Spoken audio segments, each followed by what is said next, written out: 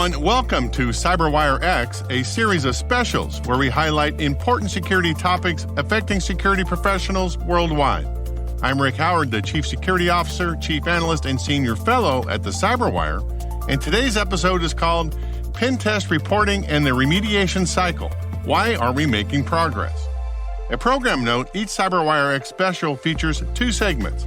In the first part, we'll hear from a couple of industry experts on the topic at hand, and in the second part, we'll hear from our show sponsor for their point of view. And since I brought it up, here's a word from today's sponsor, Plextrack.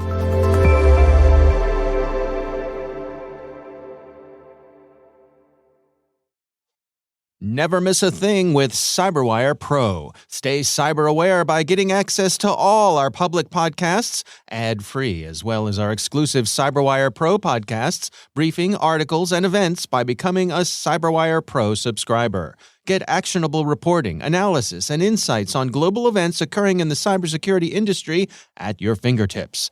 Visit thecyberwire.com/pro to subscribe today. I'm joined by Amanda Fennell, the CIO and CSO of Relativity. She's also the host of her own podcast called Security Sandbox right here at the CyberWire. Amanda, thanks for coming on the show. Oh, I'm happy to be here. Thanks, Rick.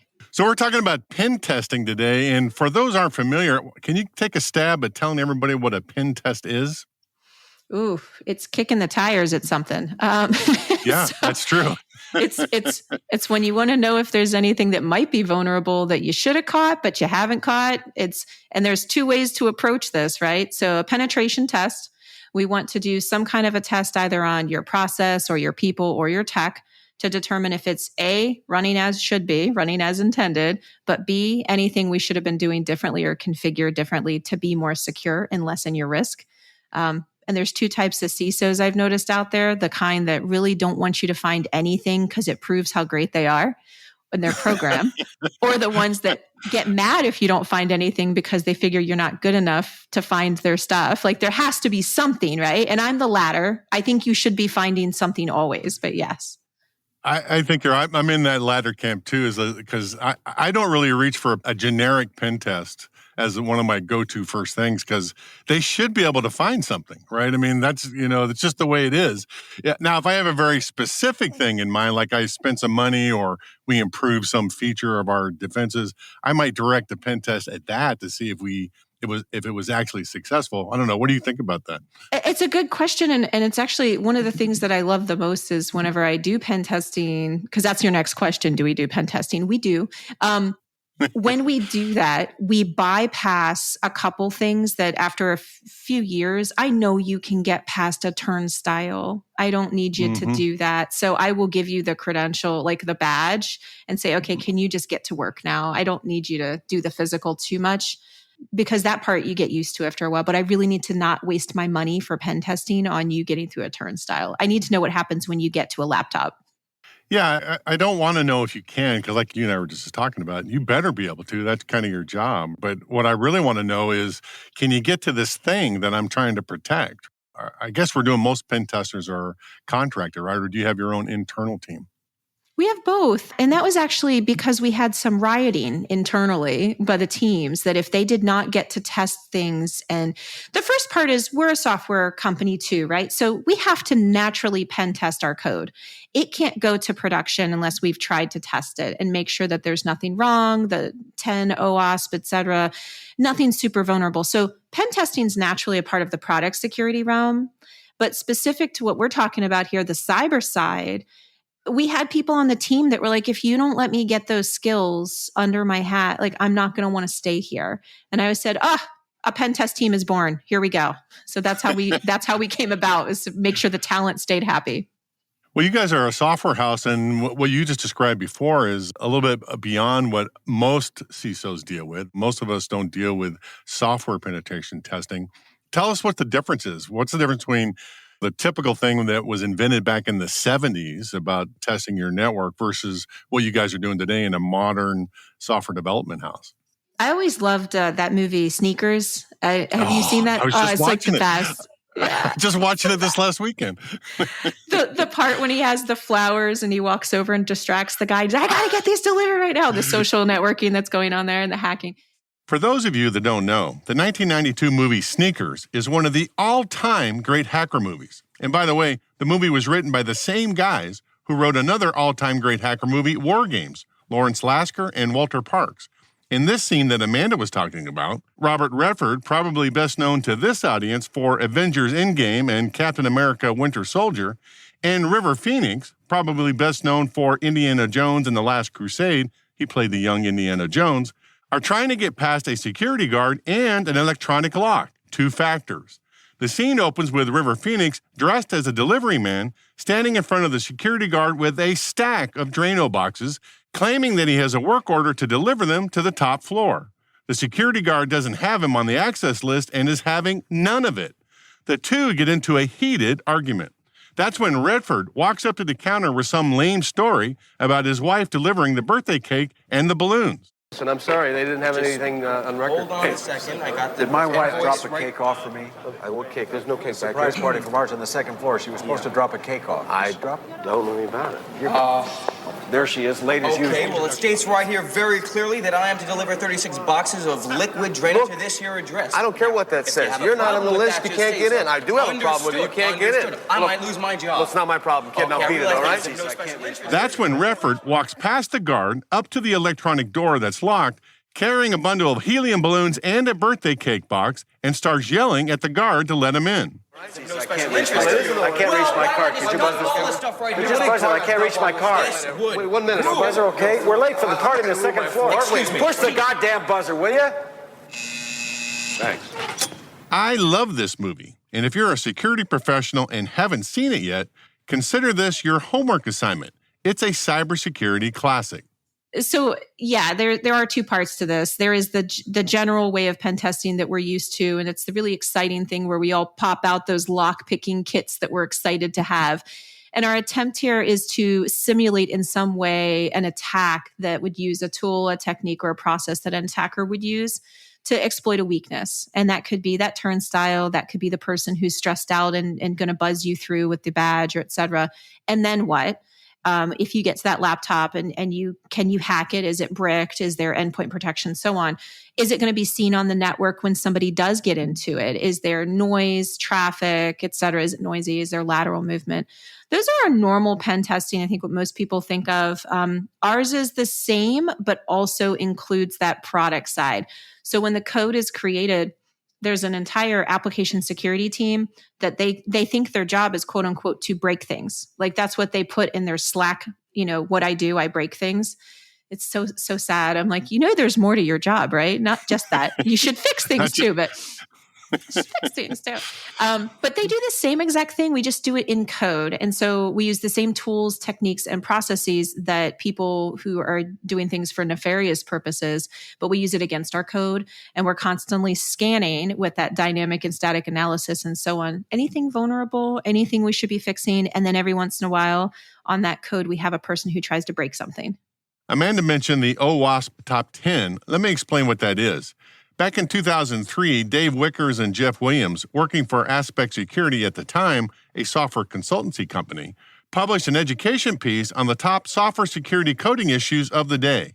That eventually turned into the OWASP Top 10, a reference document describing the most critical security concerns for web applications. Today, OWASP is an international volunteer team of security professionals led by the Foundation Executive Director and Top 10 Project Leader, Andrew Vanderstock.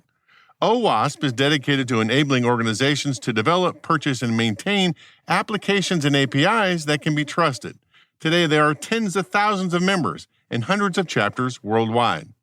So just like a network penetration tester will have a bag of tricks that they will try to, walk themselves through the intrusion kill chain, let's say, When you're doing software penetration testing, you have not an equivalent set, but a set of tools that you're talking about. Like you were talking about using the OWASP top 10 to check your code. Is that what you're talking about there? Yeah, we use the same things just differently. And so we scan just like what you would do with like a web application, right? First, you have to have some kind of connection to it. Then you scan it. And I'm making all these movements on video that's not going to translate, right? So I totally understand it. But this is the Italian background of me coming out here to talk with my hands. But so we do the same thing. We first have to make sure we have a connection to something. So if we have code before it's in production, it's in any kind of analysis stage. So we take that code, we connect with it, we touch with it, we feel it out. How big is the bread box? How long is it? So like relativity as a product is like 3-4 million lines of code. I can't exploit that much code all the time if I wanted to pen test it. So we have to do what you mentioned earlier, focus in on the parts that have the most access to the crown jewels, authentication, any kind of identification, access management. Those are the parts that we spend more times doing our pen testing against to say, okay, what happens if I did authenticate? What happens if I did get access to this? What could I get? And then when could I exfiltrate? So it's super similar to the network style. It just happens to also be that we're protecting crown jewels, which includes our code. William McMillan is the Senior Vice President of Security Product and Program Management at Salesforce, and one of our most recent additions to the CyberWire's subject matter experts who routinely visit us here at the Hash Table. I asked him how Salesforce uses Pentest to protect their enterprise. We consider it to be just one part of a broad spectrum of activities focused on securing our customers' data, but we do think it's an important one. We use a wide variety of offensive security capabilities, including both in-house and third-party pen testing. These are well-managed programs that we use deliberately. In other words, we find them to be of significant value and we resource them accordingly. Pen testing absolutely helps our company and our customers meet various compliance obligations, but we view pen testing as much more than checking a box. It adds unique value to our overall security program in numerous ways. The key to using pen testing resources wisely, in my opinion, is to make sure they're focused on the front end and that the results that come out of the back end of the process are timely, relevant, and easy to quickly operationalize as a regular matter of course. In other words, if pen test reports just sit around in a pile or become focused solely on meeting compliance requirements, the value diminishes dramatically. One area that stands out a bit in my mind is that we do a lot of pen testing around M&A activity. As an innovative and fast-growing company, it's really important for us to make sure we understand any sort of cyber risk we might acquire. We operationalize the results of this kind of pen testing in a number of ways throughout the M&A cycle. One thing that Salesforce includes in its penetration team operations is a serious bug bounty program. In other words, they pay somebody else to find the bugs in their code. We also have a highly successful bug bounty program, which is a great way for us to tap into a broad talent pool. Our program has been underway for several years now, and we pay out millions of dollars on an annual basis. We really feel we derive tremendous value from this program. Well, let's go back to the typical network stuff. Do you distinguish between typical pen testing and, say, red teaming or purple teaming? Is that a different movement arm, or is it all the same? This became like the big movement in the hot buzzword of purple teaming. And we did like a whole, I guess it would be like a workshop with our entire team and explained what blue team and what red team was in terms of, are you offense or defense? This rolls right into my fantasy football style right now, by the way. So offense and defense. For me, it's Dungeons and Dragons. Okay, but go ahead. All right, I'm with you. I'm also good at Dungeons and Dragons. I am chaotic evil, so we can do this. So we had blue and we had red, and then we had to shock and awe everyone on the team to explain purple, the blend of both, where you have to be able to play on both sides, right? So you do offense and defense, and you have to have the skill sets for both. So we maintain that you should be purple, that all people should have the capability to be purple, with potentially a few people who are straight blue, our incident response team, right? They really feel strongly they're straight blue. And then straight red, our AppSec people I mentioned, they feel really confident that they're straight red. But the majority of our team falls into the bell curve of being purple. And they're a little bit of both. They have to be able to defend. They have to be able to also attack. Well, I take it one step further too, right? When I do purple team exercises, maybe we should just back up and explain what those three colors mean. You said it before, but blue team means what? Blue team, I'm going to defend something. I'm going to make sure I know when somebody does something they shouldn't be doing. I can see it and I can respond to it. So this is your security operations center, your intel analyst. They're watching all the telemetry and they're trying to figure out if something's going on. That's the blue team, right? Yes? I argue that about that intel one, but yes, it's fine. Yeah. I would debate that one. We'll come back to that. All right. The red teamers are the team trying to penetrate. They're trying to get in through some way, correct? That's what a red team is. That's what I'm with. I'm with you on that one. So a purple team then is when you combine the two exercises, I think, right? So the red team tries, something along the kill chain. They try 10 or 15 steps. And if they are successful, they go to the blue team and say, this is what we did. What did you see? Right. And what did you do once you saw that? Right. And so it's a learning exercise for both sides of the defense offensive situation. That's where the learning happens. That's what I think. What do you think? Yeah, but it's such a difficult thing. And I put this as this caveat. Okay. So the common goal of we want to improve security, I believe, while people think this is the purple team goal, I think that's everybody's team goal. You should all be wanting to improve the posture of your organization. But the thing I'm most careful about is the adversarial relationship. I hate that moment when the blue team has to sit there on a call and get the readout from the red team. And I saw that though. Like, I don't want to, look, I'm not your mom. Oh. I don't want to argue about this. Yeah. So you have to be, you're saying you have to be very careful not to create that animosity between the two teams. They should be purple teaming. It's together they're doing that. Right? And that's why I focus on the purple with like maybe only one person at end spectrums. And the reason why is just that it's the same thing with like punitive anything. It's never going to be great feelings for human beings. And I say this because I've been the person in incident response that had to hear the readout from a pen tester contractor, and they were adamant that they had caught something. And I was like, no, you didn't. I saw you. And it became adversarial. So. Well, I take red teaming one step further too. I'm not going to pay for a generic pen test, a red teamer. If I want to hire somebody or have my own team do it, I'd say, I need you to emulate one of the known adversaries that we know are going to come after us. And so instead of them making it up on the fly, I want them to emulate, say, Cozy Bear or Fancy Bear or something like that. So at the end of it, I can say, we're protected pretty much against that kind of adversary. Do you take it that far at relativity? That is why I argue about the threat intelligence team being on blue. That's exactly my point, actually, because you should always know your threat modeling and your risk modeling every year. Your threat intel team should be telling you these are your top adversaries, whether it's commodity or not. These are the top risks that we have and so on. And so typically there's one advanced threat out there. And I'd say, so any of the bears are a good one. The bears are typically any of the bears, any panda, like we got a lot of stuff going on in the activity in the realm here.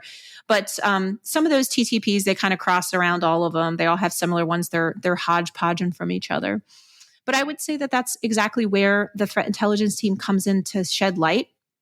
Hey, these are our big adversaries that could come after us. You should be testing on these. And so that's why I think they kind of are a little bit of both. They're going to tell you what to go after and how to do it as an adversary, but they're going to also be able to educate the blue team about how they should defend or see it or see the activity. So I think it's fair to say that you're an advocate for penetration testing, but everything can be improved. How would you improve it? You've done this for a while. What would make it better for you to use? How would it make it more practical or more useful? Besides you stealing my thunder about using relevant TTPs and threat actors, I think about being, that would be the big one. And I think that we probably just need to make sure that we're doing some kind of I don't want to say the word homogenization, but like all reports don't look the same. And so some amount of standardization could go a long way in this industry. I would really love to see something like that in the years to come. And so that's one of the reasons why you keep the same contractors potentially. But if you have these teams inside, there should be something that you're seeing as an annual, like this is the report, this is what we're getting and stuff. And that stuff's great. This is also why we sometimes change our external pen testers, is because you got too cozy, not to be Cozy Bear, but you got too cozy. You already know how to get through everything. I need to see somebody who's never seen it before. So I think some level of standardization could go a long way to getting people to understand some real value from the contract side and on the internal side. So I'm talking like a cybersecurity framework kind of thing, but for pen testing.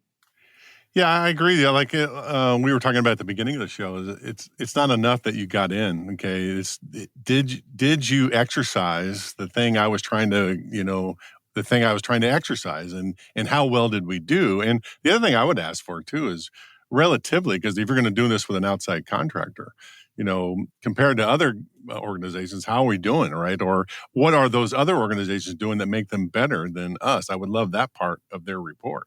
Yeah, that is a really good point. So I'm going to steal that in case anybody asks me that question again. I'm going to say, but yeah, I think that would be awesome. It's always the question, how are we doing comparatively? It's a wonderful one.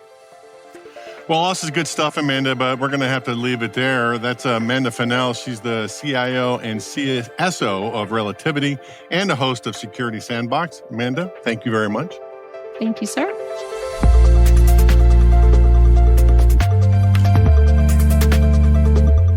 Next up is Dave Bittner's conversation with Dan DeCloss, the founder and CEO of Plextrack, our show's sponsor.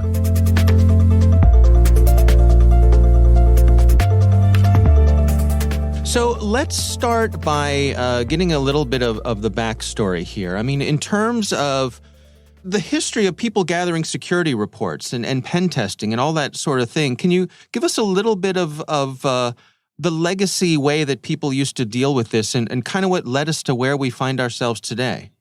The legacy way is still a very popular paradigm, right? And that's where you will go and you will do an assessment.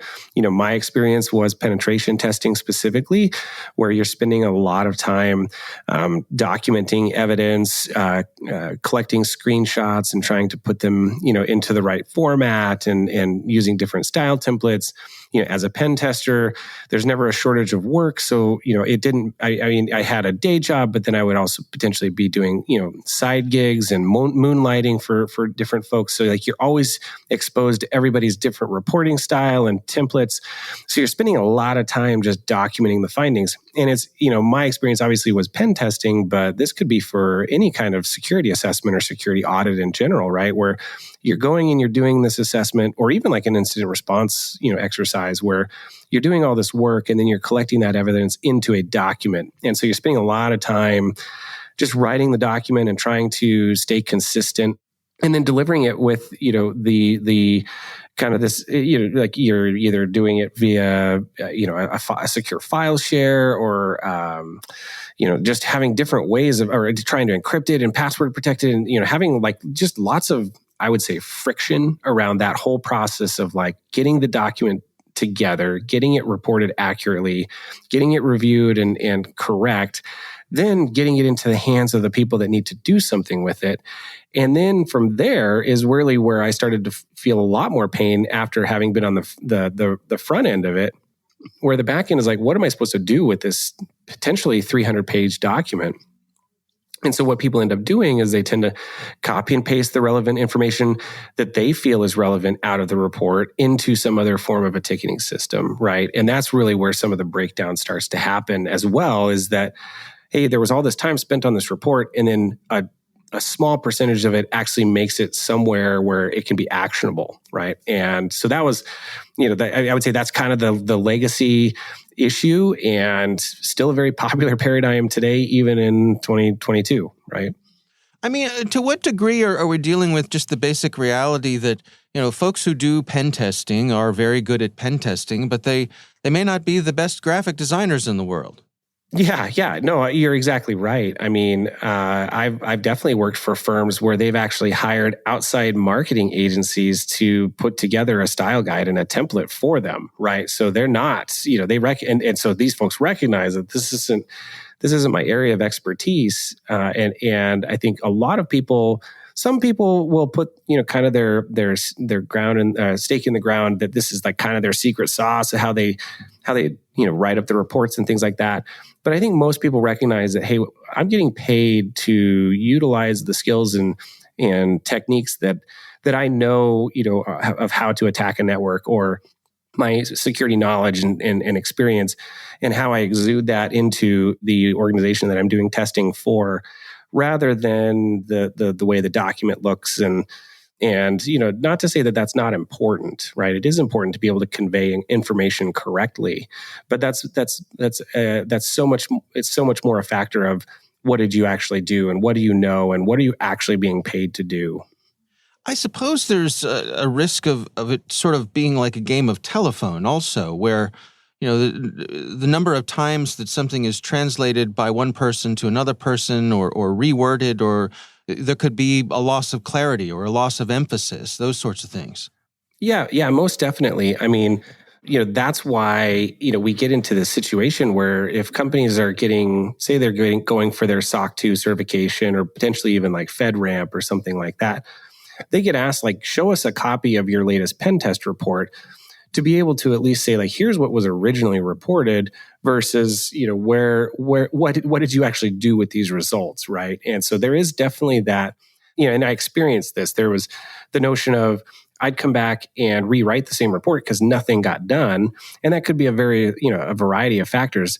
It got lost. It got put into a spreadsheet that person, that was doing that work is now no longer at the organization. So there's a variety of factors that could play into that, but there's definitely a loss of fidelity of, that telephone kind of game where, well, I thought this one was important, but the auditor said, or the pen tester said it was really important. I didn't feel like that, so I'm going to move it into this low, informational type status where nobody's going to look at it. Mm-hmm. So what is the paradigm that you're recommending here? I mean, how do you suppose people can come at this in a better way? Yeah. I mean, I think continuing to move away from the notion that we need to, basically, and this is why I started PlexTrack, was let's start moving away from the document is the final deliverable, and let's get away from that as the form of delivery, where we can have a dynamic platform that facilitates better reporting and more consistent reporting.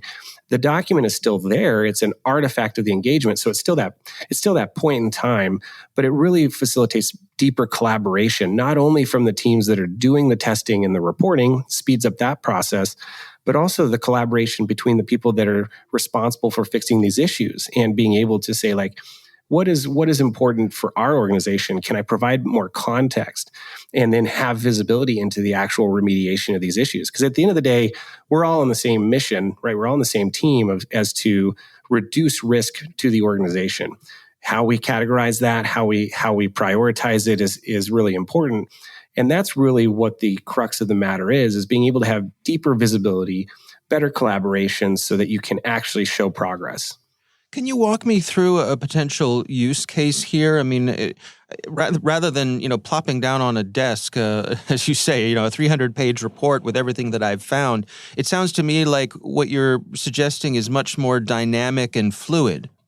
Yeah. So, I mean, I think probably like a good use case outside of just being able to write up a full report is an important scenario that happens a lot when we're talking about a security assessment of any type. But we'll talk about a penetration test where during the course of the engagement, those engagements can be scoped anywhere from a few days to several months, right? So as they're doing their assessment, they may come across something that is actually very critical that they were like, we need to report this right away. That paradigm, would actually take quite a bit of time to get done because they don't have the final report. They got to get the information into the hands of the people that should fix it right away. So what I've actually seen happen is people document things in like a text document, encrypt it with the screenshots in either a zip file or put it on a Dropbox or something, so that there is an escalated way to get that information into the people's hands, and then people have to go grab it. They have to like find out where do I put this, and so that is a very cumbersome process just to get a highly critical vulnerability reported during the course of an engagement. So, a better solution, would be, hey, I'm just going to publish this finding in this platform that says, yeah, I've already written up everything because, a lot of testers like to report as they go anyways. They're just documenting their work. So I'm going to recognize I'm going to publish this because this is really important for the end user to go identify and resolve. And so that speeds up that whole process because it's just right there, right? So that's kind of a notion of, or a scenario of how you would, not be so focused on a document, and because then you get into these binds at time of like, well, I don't have the full document yet, and the engagement's not supposed to be done for another 3 weeks or whatever. But I really need to make sure they have this information. Right, and first it has to go out to the design team and all that stuff. Yeah, exactly. Yeah, yep. What about for the end user themselves, the people who are consuming these reports? How does it change the way that they approach this? Yeah, so I think it allows them to have deeper visibility into all of the issues, as well as better collaboration, not only with the people doing the testing, because they can have more clarity as to when these things are getting reported, how often, what are the techniques that the proactive side of the house is using, but also who's working on remediating these issues. That starts to get lost, in that whole process. So having more visibility into where are we at in terms of the remediation cycle for these. Can I have more analytics on how often these types of issues are getting resolved? And it also facilitates a much more continuous mindset, which is where the industry is continuing to focus, is that you want to be doing this form of testing in a more continuous basis. And so a solution like this really helps facilitate that more continuous mindset, deeper visibility, and truly being able to report up the chain what kind of progress is being made and what's working and what isn't. What about for folks who are working under regulatory regimes? I mean, I'm imagining the necessity to capture a moment in time, to have that snapshot.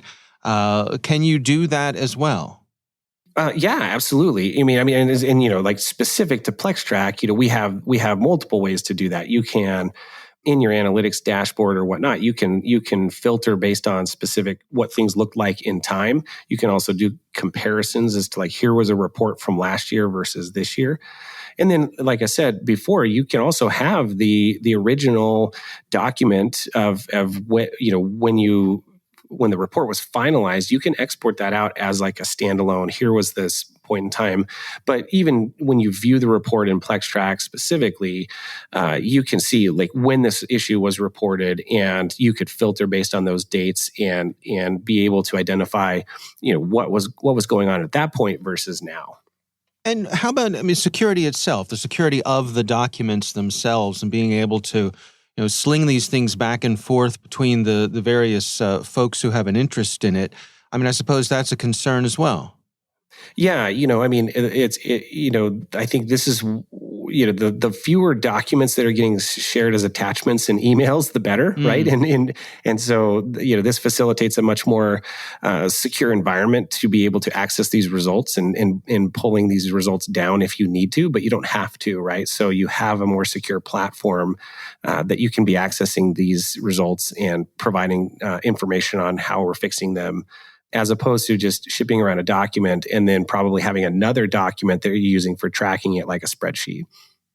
What sort of feedback have you gotten, from folks who were used to doing it the old way and now have moved over to this platform-based approach? How do they feel on the other side of it?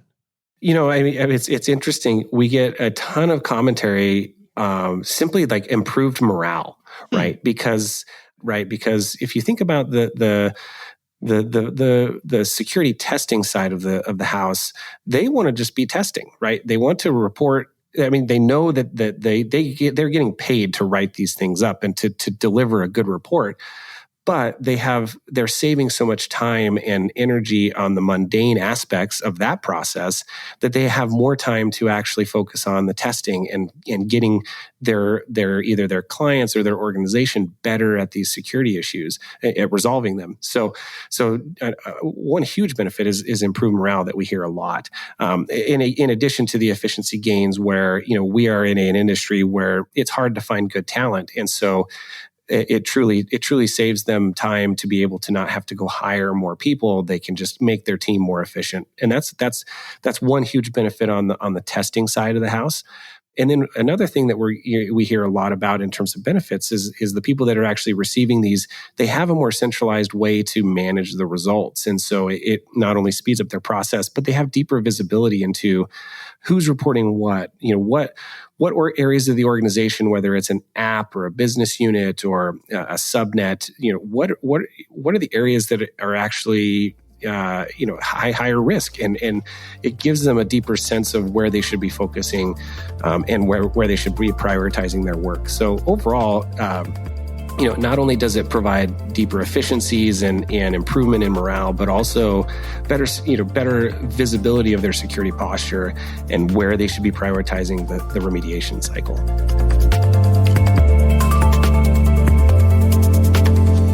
We'd like to thank Dan DeCloss, the founder and CEO of Plextrack, Amanda Fennell, the CIO and CSO of Relativity, and William McMillan, the SVP of Security Product and Program Management at Salesforce, for helping us get some clarity about pen testing and making it work for us. And we'd like to thank Plextrack for sponsoring the show. CyberWire-X is a production of the CyberWire and is proudly produced in Maryland at the startup studios of DataTribe, where they are co-building the next generation of cybersecurity startups and technologies. Our senior producer is Jennifer Eidman. Our executive editor is Peter Kilpie.